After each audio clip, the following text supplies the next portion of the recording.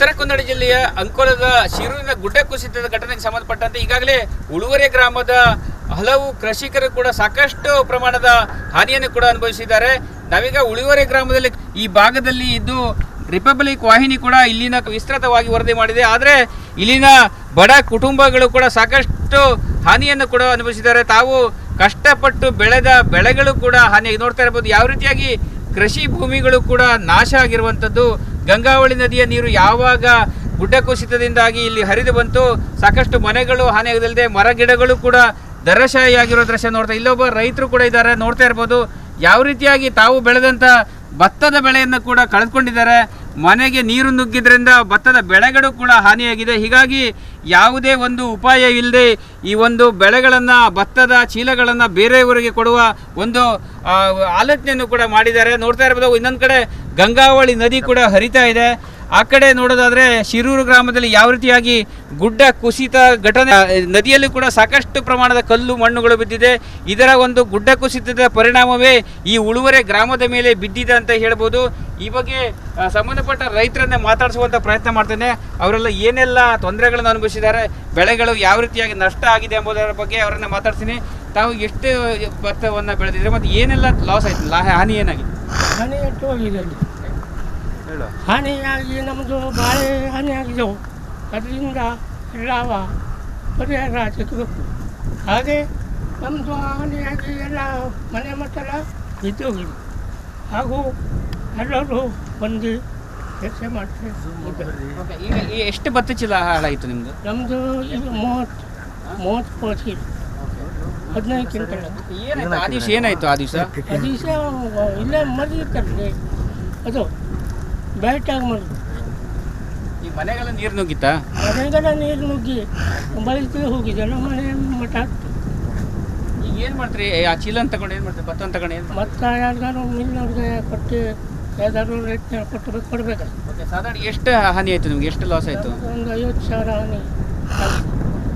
ಈಗ ಕೊಡ್ತಾ ಇದ್ರಿ ಬೇರೆಯವ್ರಿಗೂ? ಹೌದು.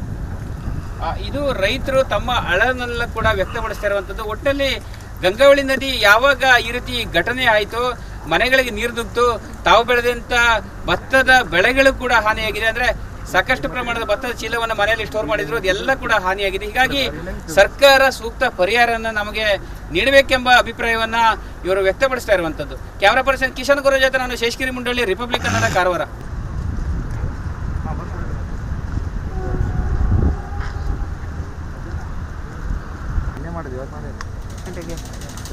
ನೀನು ಎಂತ ಮಾಡಿದ್ರು? ಎಂತ ಹುಡುಕ್ತಿರೋ? ಏನಿಲ್ಲ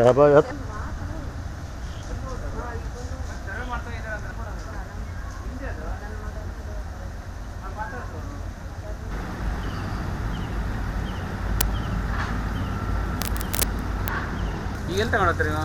ನೀನು ಕೊಟ್ಟು ರೇಟ್ ಅಲ್ಲ ಕಿಶನ್ ಮಾಡ್ಕೊಳ್ಳಿ, ಒಂದು ವಸ್ತು ಮಾಡ್ಬೋದು.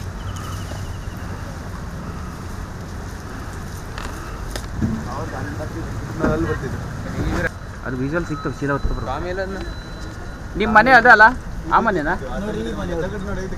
ತಗಡ ಎಷ್ಟು ಎಷ್ಟು ಕೊಡ್ತಾರೆ? 3-3.5 ಹಿಂಗೆಲ್ಲ ಕೊಡ್ತಾರಲ್ಲ.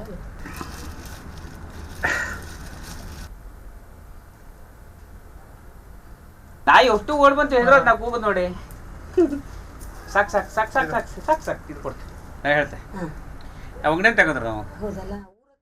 ಅಂಕೋಲದ ಶಿರೂರಿನಲ್ಲಿ ಸಂಭವಿಸಿದಂಥ ಗುಡ್ಡ ಕುಸಿತದಿಂದಾಗಿ ಪಕ್ಕದ ಉಳುವರೆ ಗ್ರಾಮದ ಹಲವು ಮನೆಗಳಲ್ಲಿ ಇರುವಂಥ ವಸ್ತುಗಳು ನಾಶ ಆಗಿದೆ. ಬಹಳ ಪ್ರಮುಖವಾಗಿ ಕಷ್ಟಪಟ್ಟು ಬೆಳೆದ ಬೆಳೆ, ಭತ್ತ ಆಗಿರ್ಬೋದು, ಅಕ್ಕಿ ಆಗಿರ್ಬೋದು, ಸಂಪೂರ್ಣ ನಾಶ ಆಗಿದೆ.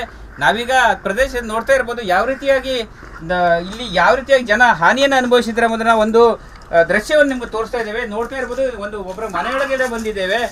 ಇಲ್ಲಿ ನೋಡ್ತಾ ಇರ್ಬೋದು, ಇವೆಲ್ಲವೂ ಕೂಡ ಈ ಭಾಗದ ರೈತರು ಬೆಳೆದಂತಹ ಅಕ್ಕಿ ಆಗಿರುವಂಥದ್ದು. ಇವುಗಳನ್ನು ಮಾರಾಟ ಮಾಡಿ ಇಲ್ಲಿನ ರೈತರು ತಮ್ಮ ಜೀವನವನ್ನು ನಡೆಸ್ತಾ ಇದ್ರು. ನೋಡ್ತಾ ಇರ್ಬೋದು ಯಾವ ರೀತಿಯಾಗಿ ಮನೆಯೊಳಗಡೆ ನೀರು ತುಂಬಿ ಈ ರೀತಿಯಾಗಿ ಬೆಳೆದಂಥ ಬೆಳೆಗಳು ಕೂಡ ಹಾನಿಯಾಗಿದೆ. ನೋಡ್ತಾ ಇರ್ಬೋದು, ಇದು ಯಾವ ದನಗಳಿಗೂ ಕೂಡ ಮೇವಿಗೆ ಕೂಡ ಹಾಕದಂಥ ಪರಿಸ್ಥಿತಿ. ಎಲ್ಲ ಇಲ್ಲಿ ಮನೆಯಲ್ಲಿ ಇಟ್ಟಂಥ ಎಲ್ಲ ನೂರಾರು ಚೀಲಗಳು ಒಂದೊಂದು ಮನೆಯಲ್ಲಿ ಬೆಳೆದಂಥ ಬೆಳೆಗಳು ಇವೆಲ್ಲ ಕೂಡ ಈ ಹಿಂದೆ ಬೆಳೆದಂತಾಗಿದೆ. ಯಾಕಂದರೆ ಸಾಮಾನ್ಯವಾಗಿ ಇಲ್ಲಿನ ರೈತರು 1-2 ವರ್ಷಗಳ ಬಳಿಕ ಇವನ್ನ ಮಾರಾಟ ಮಾಡ್ತಾರೆ. ಆದರೆ ಮಹಾಮಳೆಗೆ ಅಂದರೆ ಶಿರೂರು ಗುಡ್ಡ ಕುಸಿತ ಸಂಬಂಧಪಟ್ಟಂತೆ ಈ ಭಾಗದಲ್ಲಿ ಕೂಡ ಸಾಕಷ್ಟು ಜನರು ಕೂಡ ಹಾನಿಯನ್ನು ಅನುಭವಿಸಿದ್ದಾರೆ. ಒಬ್ಬೊಬ್ಬರು ಸಾವಿರಾರು ಲಕ್ಷಾಂತರ ರೂಪಾಯಿ ಹಾನಿಯನ್ನು ಕೂಡ ಈ ಬಗ್ಗೆ ಸ್ಥಳೀಯರನ್ನ ಮಾತಾಡಿಸುವಂಥ ಪ್ರಯತ್ನ ಮಾಡ್ತೇನೆ. ಅಮ್ಮ, ಈಗ ಅಕ್ಕಿ ಎಲ್ಲ ಹಾಳಾಗಿದೆ, ಏನಾಗಿದೆ, ಏನಾಯ್ತು ಆ್ಯಕ್ಚುಲಿ? ಅಕ್ಕಿ ಅದು ನಮ್ಮದು ಬೆಳೆ ಸುಮಾರು 20-30 ಚೀಲ ಅಕ್ಕಿ ಭತ್ತ ಎಲ್ಲ ಬೆಳೆಯಲ್ಲಿ ಮಳೆಯಲ್ಲಿ ಹಾಳಾಗೋಯ್ತು. ನಮಗೆ ಊಟಕ್ಕೂ ಇಲ್ಲದ ರೀತಿಯಲ್ಲಿ ನಾವು ಇವ ಸರ್ ಅದು ಬರೀ ಮಳೆ ಆಗೈತೆ. ಆ ಶಿರೂರು ಗುಡ್ಡ ಕುಸಿದು ನದಿಯಲ್ಲಿ ಬಿದ್ದಷ್ಟು ಸಿಲಿಂಡರ್ ಕಾಯಿ ಹೊಟ್ಟದ್ದು ನೀರು ಹಾರಿ ಇಡೀ ನಮ್ಮ ಮನೆ ಮಠ ನಮ್ಮ ತೋಟ ಗಿಡ ಇದೆ ಮನೆ ಒಳಗಿದ್ದದ್ದು ಸಾಮಾನ ವಸ್ತು ಏನೂ ಇಲ್ಲ, ಎಲ್ಲ ತಗೋ ಹೋಗಿದ್ದು. ಎಷ್ಟು ನಷ್ಟ ಆಯ್ತು ನಿಮ್ಗೆ, ಎಷ್ಟು ಹಾನಿ ಆಗಿದೆ? ಸುಮಾರು ಇಲ್ಲ ಅಂದ್ರು ಒಂದು 10 ಲಕ್ಷ, ಒಂದು 10 ಲಕ್ಷ 8 ಲಕ್ಷ ಒಂದೊಂದು ಮನೇಲಿ ನಮ್ದು ಏನಾದ್ರು ಒಂದದ್ದು ಇದು ಹಿಂಗೆ ಬಂಗಾರ ಎಲ್ಲದು ಈ ನಮ್ಮನೆ ಹಾನಿಯಾಗಿದ್ದು ಸರ್. ಏನಾದ್ರೂ ನಮ್ಗೆ ಹಿಂಗೆ ದಯವಿಟ್ಟು ನಮಗೆ ಒಂದನೇದಂದ್ರೆ ನಮಗೆ ಒಳಕ್ ಮೊದಲು ಜಾಗ ಬೇಕು ಸರ್. ನಮಗೆ ಫಸ್ಟ್ ಒಂದನೇದು ಜಾಗ, 8ನೇ ನಮ್ಗೆ ಒಳಗೆ ಮನೆ ಮಾಡ್ಲೇ ಕೊಡ್ಬೇಕು ಸರ್. ನಮ್ಗೆ ಅದೇ ನಿಮ್ಮ ಕಲ್ ನಾವು ಬೇಡ್ಕೊಂಬಂತ ಸರ್. ಇಲ್ಲಿ ಬಹಳ ಕಷ್ಟ ಆಗ್ತದೆ, ಇಲ್ಲಿ ಪದೇ ವರ್ಷ ನೀರು ಬರ್ತದೆ ಸರ್. ಆದ್ರೆ ನಾವು ನೀರು ನೋಡ್ಕೊಂಡು ನಾವು ಗುಡ್ಡ ಹತ್ತೋದಾಗಿತ್ತು ವರ್ಷ ಆದ್ರೆ. ಈ ವರ್ಷ ಶಿರೂರು ಗುಡ್ಡ ಕುಸಿದಂಬುದು ಒಂದೇ ಸೆಕೆಂಡ್ನಲ್ಲಿ ಆದಂಥ ಕೆಲಸ ಸರ್. ನಾವು ಈ ರೀತಿ ಆಗುವಂಥದ್ದು ನಾವು ಈ ಜಾಗದಲ್ಲಿ ನಮ್ಗೆ ಮನೆ ಕಟ್ಕೊ ಉಳುವುದಿಲ್ಲ ಸರ್. ನಮ್ಗೆಲ್ಲರೂ ಒಂದು ಗುಡ್ಡೆ ಮೇಲೆ ತಳ ಬೇಕು ಮನೆ ಕಟ್ಟೋಕೆ. ಸರ್ಕಾರದವರು ವ್ಯವಸ್ಥೆ ಮಾಡಬೇಕು. ಅದೇ ಸರ್ಕಾರದವರು ನಮ್ಗೆ ಇದಕ್ಕೆ ವ್ಯವಸ್ಥೆ ಮಾಡಿಕೊಡ್ಬೇಕು ಸರ್. Okay, thank you. ಇದು ಇಲ್ಲಿನ ಸಂತ್ರಸ್ತರು ಹೇಳ್ತಾರೆ. ಯಾಕಂತ ಹೇಳಿದ್ರೆ ಗಂಗಾವಳಿ ನದಿ ತೀರದಲ್ಲಿ ಹಲವು ವರ್ಷಗಳಿಂದ ನಾವು ವಾಸ ಮಾಡ್ಕೊಂಡು ಬರ್ತಾ ಇದ್ದೀವಿ. ಪ್ರತಿ ಬಾರಿ ನೆರೆ ಬಂದಾಗ ನಾವು ಮೇಲ್ಭಾಗದ ಗುಡ್ಡ ಪ್ರದೇಶನ ಹತ್ಕೊಂಡು ಹೋಗ್ತಿದ್ವಿ. ಆದರೆ ಈ ಬಾರಿ ಶಿರೂರಿನ ಗುಡ್ಡ ಕುಸಿತದ ಪರಿಣಾಮ ನಮ್ಮ ಬದುಕನ್ನು ಸರ್ವನಾಶ ಮಾಡಿದೆ. ಹೀಗಾಗಿ ಸಂಬಂಧಪಟ್ಟ ಸರ್ಕಾರಗಳು ನಮಗೆ ಸೂಕ್ತ ಪರಿಹಾರವನ್ನು ನೀಡಬೇಕು ಮತ್ತು ಪರ್ಯಾಯ ವ್ಯವಸ್ಥೆಯನ್ನು ಮಾಡಬೇಕೆಂಬ ಆಗ್ರಹವನ್ನು ಇವರು ಮಾಡ್ತಾ ಇರುವಂಥದ್ದು. ಕ್ಯಾಮ್ರಾ ಪರ್ಸನ್ ಕಿಶನ್ ಗುರು ಜೊತೆ ನಾನು ಶೇಷಗಿರಿ ಮುಂಡಳ್ಳಿ, ರಿಪಬ್ಲಿಕ್ ಕನ್ನಡ, ಕಾರವಾರ. ಎಂತ ಮಾಡಿದ್ರು, ಎಂತ ಹುಡುಕ್ತಿರೋ ಏನಿಲ್ಲ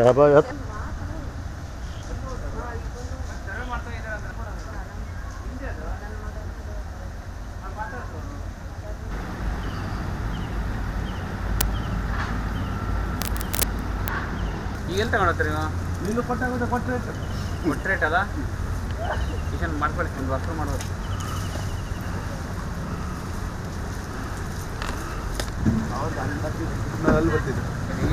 ಅದು ವಿಜುವಲ್ ಸಿಗ್ತದೆ ಸೀದಾ ಹೊತ್ತು ಆಮೇಲೆ ನಿಮ್ಮ ಮನೆ ಅದ ಅಲ್ಲ, ಆ ಮನೆನಾ?